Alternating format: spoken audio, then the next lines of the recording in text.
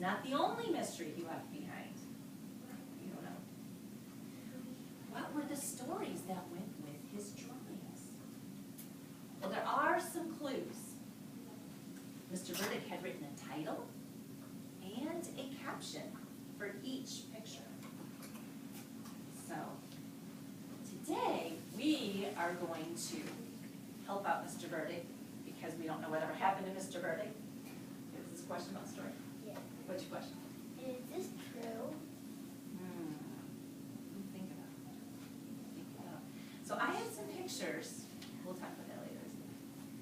I have some pictures that Mr. Burdick left, and they're just one picture from a story.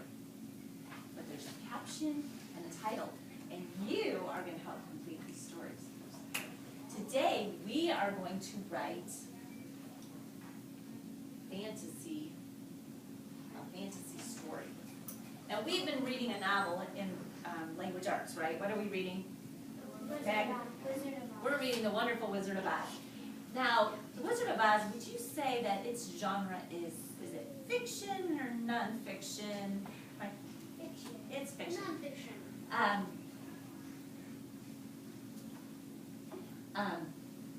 And Wizard of Oz is actually a fantasy. It's a fantasy adventure.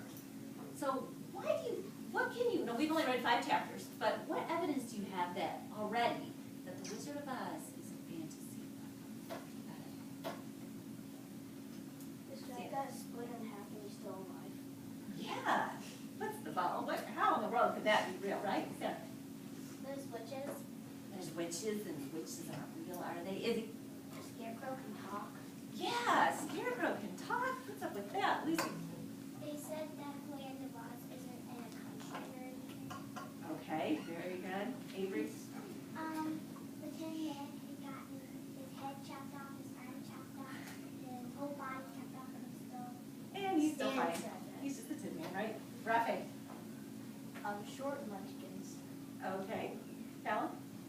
A cyclone picked up their house, which was dilapidated in the land, and like 1,000 miles or something like that away, and it solidified it. Yeah, so a lot of craziness, right? So we know it's a fantasy story because it's not real, right? There's some crazy happenings already, and we are only a very short way into the book. Okay, so in fantasy stories, things happen that just don't happen in our ordinary laws of our universe. There's often magic involved, and they often involve journeys and quests, which you think about it, Wizard of Oz is a journey, isn't it? Can you think of any books that you've read or maybe movies you've seen that would be fantasy? Shamir? Oh, Meg? The Emily Woodstan series, it's Okay. about a girl whose parents are mermaid. One is a mermaid and one is a human. Okay. And when she goes into water, she turns into Okay, so not real, right? David? the Percy Jackson series. Okay, and what is fantasy about that? There are not great gods. Okay, Keegan? Star Wars. Star Wars. Javon? Warriors, the series. Okay. Anyone else? Lucy? Yeah, cast out by Harry Potter, what a good one. Okay, so there's different types of fantasy. First of all, why do you think it would be fun to write a fantasy story as a writer, author? Avery? Because anything can happen. Anything can happen, yeah. What do you think? You can write about anything in the world. You can just make up whatever you want. Yeah, very good. Chloe? You can talk about really anything. It wouldn't matter what you talk about. It would just be like if you talk about a talking telescope. That can happen. Why, sure it can, right? Very good. Okay, what else do In you think? nonfiction stories, you really can't go out of the box, but in fantasy stories, you can go out of the box. You can think. Yeah, your sky's the limit, right? Your imagination's the limit, right? You can make your own world, and anything can happen in your world. You can decide your characters don't have to be real people, right? So some stories, there's basically 3 types. Some begin and end in a fantasy world. The entire thing is fantasy. And can you think of some examples, like the whole, I was trying to think of some examples that you might know. The movie Frozen, the whole thing is fantasy. Nate's favorite, right? Okay. Others start in a real world, and then they move into a fantasy world, like the Wizard of Oz, right? She starts, what's the real world she starts in? What's our setting at the beginning, Lucy? Kansas, and that's a real place, right? Just checking. Yeah. It's a real place. And then she moves by which cyclone? Yes, David? Like, Magic Treehouse. Magic Treehouse? They start in Pennsylvania and then they go through their treehouse. Okay, perfect.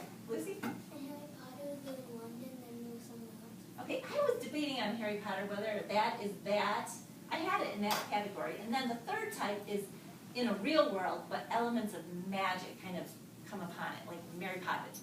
And I first put Harry Potter in the middle one, and then my kids are like, no, Harry Potter belongs in the bottom. So I don't know. What do you think? Do you think? Because yeah, that one's a little debatable. Meg, I think Harry Potter belongs in both of them. do you? Okay, good. Why do you think that? Because it starts in a real world. He starts at his house with his aunt and his uncle, I think it is, and then he goes to Hogwarts, and it's got magic there too. Okay, Michael? I think it's the middle because in the beginning he's in the real world, and then he goes through this wall, and it enters Okay. into the magic world. Yeah, the middle category, usually there's a way you get there. Like in Peter Pan, he flies. Alice in Wonderland, when she goes down the rabbit hole. Lion, the Witch, and the Wardrobe, have anyone read that, seen that? How do they get to their magic place? David? There's a wardrobe in their mansion, and they just walk to the end of it, and then they're in like a room. And then they're in Narnia, right? Is it Narnia? Okay. All right, so.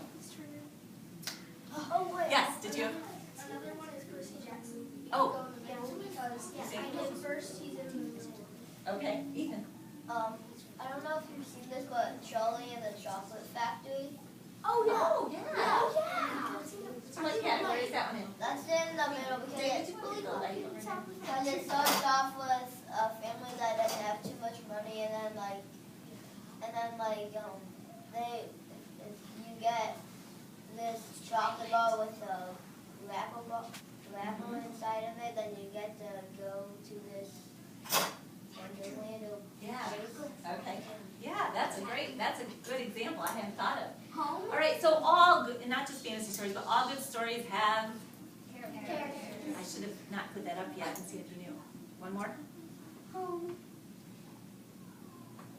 The movie Home. Oh. Okay, I'm We like, could get E into it. Dorothy. I'm thinking Dorothy. Okay. So, and tell me about characters. Someone tell me what is important to know about characters, or who has it? Izzy. It could be like people and animals, like that, like are in the story. Okay, very good. Especially in fantasy, they can be anything. Lucy. Animals, like lion. Yeah.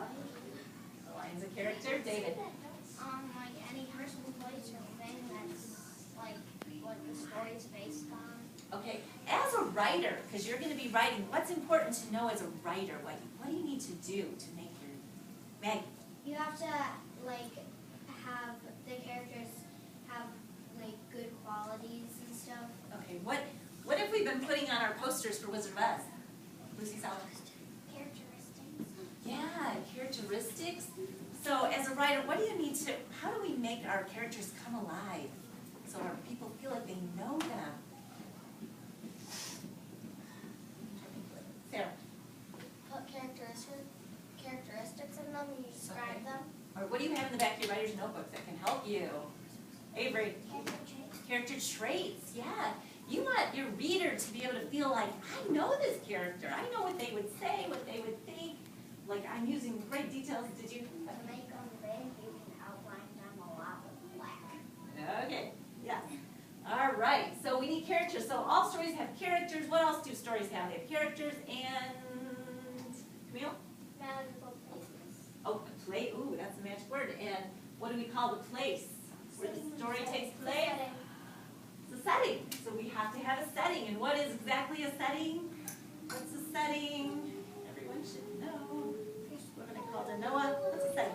A setting is somewhere somewhere, what else could it be? Somewhere and Someone. when.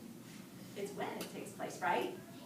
So the questions you need to answer for our readers are, where does this take place and when? Now, do we just say, this takes place in Kansas?